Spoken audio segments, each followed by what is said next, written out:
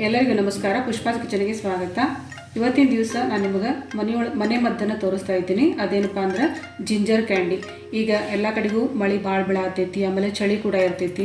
ಅದಕ್ಕೋಸ್ಕರ ನಾವು ಒಂದು ಮನೆ ಮದ್ದನ್ನು ಮಾಡಿಟ್ಕೊಂಡ್ವಿ ಅಂತಂದ್ರೆ ನೆಗಡಿ, ಕೆಮ್ಮು, ಕಫ, ಶೀತ ಅಥವಾ ಗಂಟಲು ತುರಿತ ಇದಕ್ಕೆಲ್ಲ ನಾವು ಇದೊಂದು ಕ್ಯಾಂಡಿ ನಾವು ಮಾಡ್ಕೊಂಡು ಇಟ್ಕೊಂಡ್ವಿ ಅಂದ್ರೆ ಮನೆಯೊಳಗೆ ನಾವು ಇದನ್ನು ತೊಗೊಂಡ್ವಿ ಅಂದ್ರೆ ನೆಗಡಿ, ಕೆಮ್ಮು, ಕಫ ಎಲ್ಲ ಎಕ್ದಮ್ ಕಡಿಮೆ ಆಗ್ತೈತಿ.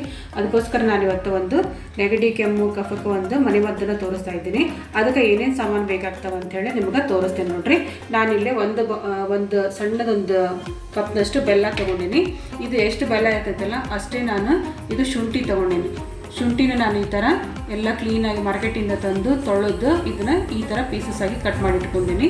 ಆಮೇಲೆ ಒಂದು ಸ್ವಲ್ಪ ಏಲಕ್ಕಿ ಪೌಡ್ರ್ ತೊಗೊಂಡಿನಿ, ಒಂದೇ ಒಂದು ಏಲಕ್ಕಿ ಪೌಡ್ರ್, ಏಲಕ್ಕಿನ ಕೂಟ್ಟಿಟ್ಕೊಂಡಿನಿ. ಆಮೇಲೆ ಒಂದು 1/4 ಟೀ ಸ್ಪೂನಷ್ಟು, ನೋಡಿ ಇದು ಅರ್ಧ ಕೂಡ ಇಲ್ಲ, 1/4 ಟೀ ಸ್ಪೂನಷ್ಟು ನಾನು ಅಜ್ವೈನ್ ತೊಗೊಂಡಿನಿ. ಅಜ್ವೈನ್ ಕೂಡ ನಾನು ಇದನ್ನು ಕುಟ್ಟಿ ಇಟ್ಕೊಂಡಿನಿ. ಆಮೇಲೆ ಒಂದು 1/4 ಟೀ ಸ್ಪೂನಷ್ಟು ಕುಟ್ಟಿದಂಥ ಮೆಣಸು, ಆಮೇಲೆ ಒಂದು 1/4 ಟೀ ಸ್ಪೂನಷ್ಟು ಬ್ಲ್ಯಾಕ್ ಸಾಲ್ಟ್, ಒಂದು 1/4 ಟೀ ಸ್ಪೂನಷ್ಟು ಆಕಳ ತುಪ್ಪ. ಈಗ ನಾನು ಇದನ್ನು ಹೆಂಗೆ ಮಾಡೋದು ಅಂಥೇಳಿ ತೋರಿಸ್ತೀನಿ ನೋಡಿರಿ. ಈಗ ನೋಡಿರಿ, ನಾನು ಇಲ್ಲೊಂದು ಮಿಕ್ಸರ್ ಜಾರ್ ತೊಗೊಂಡಿನಿ. ಇದಕ್ಕೆ ನಾನು 1 ಕಪ್ನಷ್ಟು ಕಟ್ ಮಾಡಿ ಇಟ್ಕೊಂಡಂಥ ಶುಂಠಿ ಹಾಕ್ಕೊತೀನಿ. ಈಗ ಇದನ್ನು ಹಾಕ್ಕೊಂಡು ನಾನು ನುಣ್ಣಗೆ ಇದನ್ನು ಮಿಕ್ಸಿ ಮಾಡ್ಕೊಂಡು ಬರ್ತೀನಿ ನೋಡಿರಿ. ಈಗ ನೋಡಿರಿ, ನಾನು ಶುಂಠಿನ ಚಲೋ ತಂಗ ಪೇಸ್ಟ್ ಮಾಡ್ಕೊಂಡು ಬಂದೀನಿ ನೋಡಿರಿ. ಈ ಥರ ನುಣ್ಣಗೆ ಪೇಸ್ಟ್ ಆಗಬೇಕು. ಇದು ಶುಂಠಿಗೆ ನಾನು ಒಂದು ಸ್ವಲ್ಪ 2 ಟೀ ಸ್ಪೂನಷ್ಟು ನೀರು ಹಾಕ್ಕೊಂಡಿನಿ. ಕೆಲವೊಂದು ಭಾಳ ಹಸಿ ಇರುತ್ತಲ್ಲ ಶುಂಠಿ, ಆವಾಗ ನೀವು ನೀರು ಹಾಕ್ಕೊಂಡು ಅವಶ್ಯಕತೆ ಇಲ್ಲ. ಸ್ವಲ್ಪ ಡ್ರೈ ಅನಿಸಿದ್ರೆ ನೀವು 1-2 ಸ್ಪೂನು ನೀರು ಹಾಕ್ಕೊಂಡು ಕಾಸ ಇದನ್ನು ರುಬ್ಕೊಂಡು ಬರ್ಬೋದು. ಆದರೆ ಇದು ಚಲೋ ತಂಗ ಈ ಥರ ಪೇಸ್ಟ್ ಆದಂಗೆ ಆಗಬೇಕು. ಈಗ ನಾನು ಇಲ್ಲೊಂದು ನಾನ್ ಸ್ಟಿಕ್ ಕಡಾಯಿ ತೊಗೊಂಡೀನಿ. ಇದಕ್ಕೆ ನಾನಿದ್ದು ಶುಂಠಿ ರುಬ್ಬಿರೋ ಅಂಥ ಶುಂಠಿ ಎಲ್ಲ ಇದಕ್ಕೆ ಹಾಕೋತೇನೆ ನೋಡ್ರಿ. ಈಗ ನೋಡ್ರಿ, ನಾನು ಇದನ್ನು ಒಲೆ ಮೇಲೆ ಇಟ್ಕೊಂಡೀನಿ. ಇದಕ್ಕೆ ನಾನು ಆಗಲೇ ತೊಗೊಂಡಿದ್ದೆಲ್ಲ 1 ಬೌಲಷ್ಟು ಬೆಲ್ಲ ಕೂಡ ಕೂಡಿಸ್ಕೊತೀನಿ. ಜೋರಾಗಿ ಇಟ್ಕೋಬೇಡ್ರಿ, ಸ್ವಲ್ಪ ಸಿಮ್ ಒಳಗೆ ಇಟ್ಕೊಂಡನ.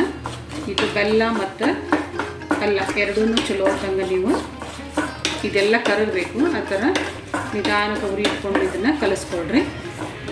ಕೈ ಬಿಡಲಾರ್ದಂಗೆ ಇದನ್ನು ಮಿಕ್ಸ್ ಮಾಡ್ಕೊಳ್ರಿ. ಕೈ ಬಿಟ್ಟರೆ ಇದು ಹೊತ್ತು ಚಾನ್ಸಸ್ ಇರ್ತೈತಿ.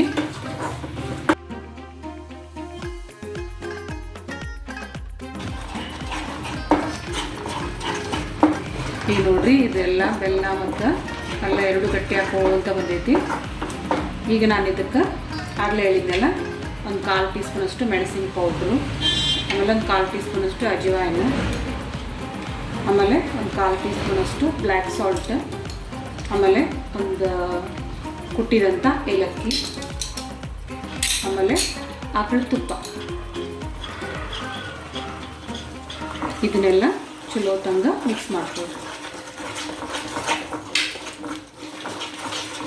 ಆಮೇಲೆ ಒಂದು 1/4 ಟೀ ಸ್ಪೂನಷ್ಟು ಅರಿಶಿನ ಕೂಡ ನೀವು ಇದಕ್ಕೆ ಹಾಕ್ಕೋಬೋದು.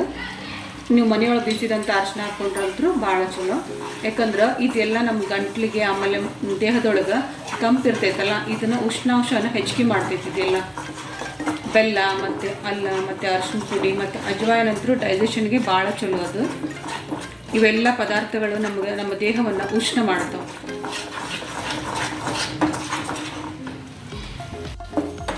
ಈಗ ನೋಡ್ರಿ, ಇದು ಕರೆಕ್ಟ್ ಕನ್ಸಿಸ್ಟೆನ್ಸಿ ಬಂದೈತಿ. ಇದು ಪಾತ್ರೆ ಬಿಡ್ತಾ ಇರಬೇಕು, ಅಂದರೆ ಇದು ಕರೆಕ್ಟ್ ಕನ್ಸಿಸ್ಟೆನ್ಸಿ ಬಂದೈತಿ ಅಂತ ಹೇಳತ್ತ. ನೋಡ್ರಿ, ಇದೆಲ್ಲ ಪಾತ್ರೆ ಬಿಡಾಕತ್ತೈತಲ್ಲ, ಇಷ್ಟ ಆಗಬೇಕಿದು. ಇಷ್ಟ ಆತಂದ್ರೆ ಇದು ಕರೆಕ್ಟಾಗಿ ಪಾಕ ಬಂದೈತಿ ಅಂತೇಳಿ ಅರ್ಥ. ಇಷ್ಟ ಆದರೆ ಸಾಕು. ಇದನ್ನು ನಾನು ಮೊದಲಿಗೆ ಇಲ್ಲೊಂದು ಪ್ಲೇಟಿಗೆ ತುಪ್ಪ ಹಚ್ಕೊಂಡಿದ್ದೆ. ಇದಕ್ಕೆ ನಾನು ಇದನ್ನು ಪಾಕ ಹಾಕ್ಕೊಂಡು ಇದನ್ನೆಲ್ಲ ಒಂದು ಸ್ವಲ್ಪ ಆರೋದಕ್ಕೆ ಬಿಡ್ತೇನೆ. ಇದು ಆರಿದ ಮೇಲೆ ನಾವು ಕ್ಯಾಂಡಿಗಳನ್ನು ಮಾಡ್ಕೋಬೋದು. ಇದು ಚಲೋ ತಂಗ ಒಂದು 10 ನಿಮಿಷ ಆರೋದಕ್ಕೆ ಬಿಡ್ರಿ. ಬಿಸಿ ಇದ್ದಾಗ ಇದನ್ನು ಮುಟ್ಬೇಡ್ರಿ.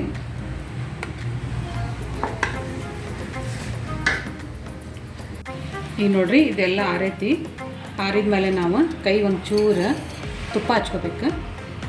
ಒಂಚೂರು ಕೈ ತುಪ್ಪ ಹಚ್ಕೊಂಡು ನಿಮ್ಗೆ ಎಷ್ಟು ಸೈಜ್ ಬೇಕಲ್ಲ ಆ ಸೈಜ್ ತೊಗೋಬೋದು.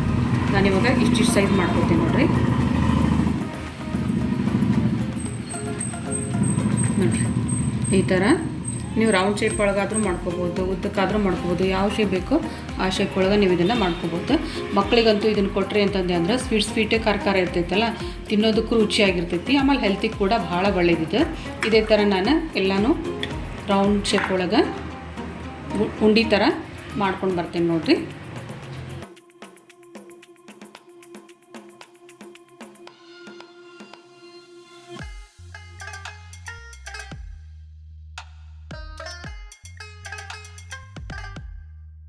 ನೋಡಿ ಈ ಥರ ನಾನು ಎಲ್ಲ ಸಣ್ಣ ಸಣ್ಣ ಕ್ಯಾಂಡಿಗಳನ್ನು ಮಾಡಿಟ್ಕೊಂಡೇನಿ.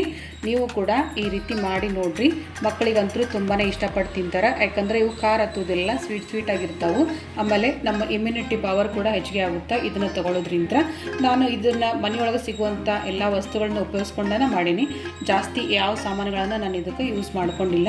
ಆಮೇಲೆ ಇದೇನು ಹೊಸ ರೆಸಿಪಿ ಅಲ್ಲ, ಇದು ತುಂಬ ಹಳೆ ಕಾಲದ ರೆಸಿಪಿ ಕೂಡ. ಈ ಥರ ನಮ್ಮ ಅಜ್ಜಿಗಳು ಮಾಡಿ ನಮ್ಗೆ ಕೊಡ್ತಾಯಿದ್ರು ನೆಗಡಿ ಕೆಮ್ಮು ಬಂತಂದ್ರೆ. ನೀವು ಕೂಡ ಈ ರೀತಿ ಮಾಡಿ ನಿಮ್ಮ ಮಕ್ಕಳಿಗೂ ಕೊಡ್ರಿ, ಮತ್ತು ವಯಸ್ಸಾದ್ರಿಗೂ ಕೊಡ್ರಿ. ನೀವು ಕೂಡ ಇದನ್ನು ತಿನ್ಬೋದು. ನಿಮಗೆ ನನ್ನ ರೆಸಿಪಿ ಇಷ್ಟ ಆಗೈತಿ ಅಂತ ಅಂದ್ಕೊಂಡಿನಿ. ಇಷ್ಟ ಆಗಿದ್ದರೆ ಲೈಕ್ ಮಾಡಿರಿ, ನಿಮ್ಮ ಫ್ರೆಂಡ್ಸ್ ಜೊತೆಗೆ ಶೇರ್ ಮಾಡಿರಿ. ಆಮೇಲೆ ಹೆಂಗಾಗೈತೆ ಅಂತೇಳಿ ಕಮೆಂಟ್ ಮಾಡಿರಿ, ಮತ್ತು ಸಬ್ಸ್ಕ್ರೈಬ್ ಮಾಡೋದನ್ನು ಮರಿಬೇಡ್ರಿ. Thank you.